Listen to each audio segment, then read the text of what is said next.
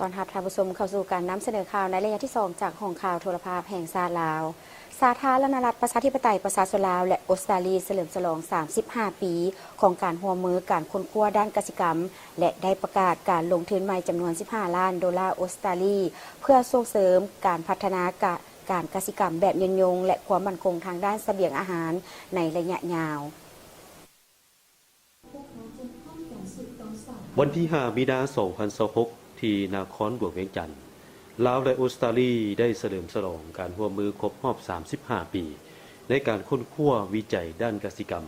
โดยการให้เกียรติเข้าร่วมของท่านลินคำดวงสวรรค์รัฐมนตรีกระทรวงกสิกรรมและสิ่งแวดล้อมท่านนางเมแกนจอนส์เอกอัครราชทูตออสเตรเลียประจำลาวพร้อมโดยภาคส่วนเกี่ยวข้องทั้งลาวและออสเตรเลีย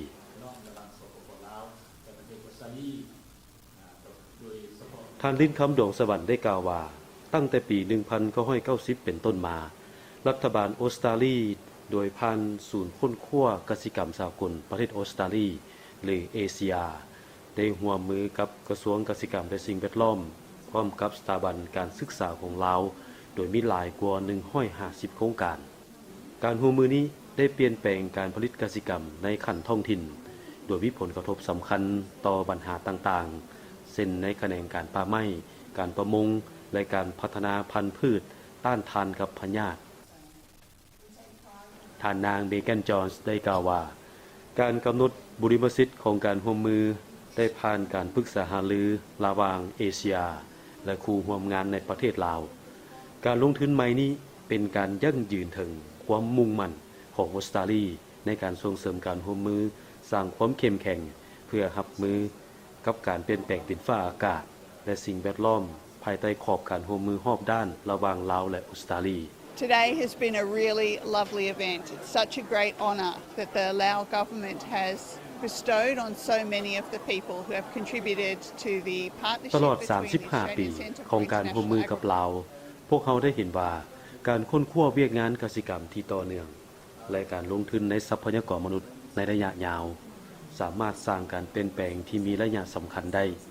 โดยการสร้างความสามารถด้านการค้นคว้าวิจัยให้ท้องถิ่นและส่งเสริมผู้นำหุ้นใหม่พวกเขากำลังร่วมกันรับประกันให้นวัตกรรมดำเนินไปได้เกินกว่าโครงการต่างๆและสร้างความมั่นคงทางด้านเสบียงอาหารผลงานของ ASEA เริ่มแต่ปี1990ค่อนข้างมีผลงานหลายโดยเฉพาะแม่นสนับสนุนในการปรับปรุงแนวพันธุ์บ่ว่าแนวพันธุ์เขาบ่ว่าแนวพันธุ์มันต้นและก็เทคนิคของการปลูกโดยเฉพาะแม่นเว้าเรื่องการนำใช้เทคนิคของคนจักเข้าในสู่การปฏิบัติการผลิตโดยเฉพาะแม่นนำใช้เว้าเรื่องรถไถบ่หรือว่าแม่นเว้าเรื่องจักเกี่ยวเขาจักฝัดเขาทั้งหลายแล้วก็ขยายพื้นที่หน้าที่ว่าเป็นให้น้อยให้เป็นพื้นที่ใหญ่เหมาะสมกับเทคนิคในการนำใช้คนจักเขาในการผลิตอันนี้มันมีความสำคัญหลายเพราะเฮาจะได้ลดพรในการนำใช้แรงงานและก็ลดพรต้นทุนการผลิตอันนี้เป็นบทบาทสำคัญของโครงการ ASEA เว้าเรื่องเทคนิคของการผลิตในขณะเดียวกันนั้น ASEA บ่เพียงแต่เว้าเรื่องปรับปรุงในพันธุ์เทคนิคเลยก็ยังเว้าเรื่องเทคนิคของการเฮ็ดนายอดนาวานแม่นเริ่มต้นจากโครงการ ASEA เฮ็ดนายอดนาวานในเฮ็ดให้นายอดนาวานในปัจจุบันในขยายพื้นที่กว้างจุดเด่นหนึ่งของความร่วมมือ35ปีแม่นการพัฒนาทรัพยากรมนุษย์นักค้นคว้าวิจัยของลาวหลายกว่า50คนได้สัมผัสการศึกษาระดับปริญญาโทและปริญญาเอกในมหาวิทยาลัยชั้นนำในประเทศออสเตรเลียโดยผ่านบรรดาโครงการร่วมมือของศูนย์วิจัยค้นคว้าทดลองกสิกรรมสากลของออสเตรเลีย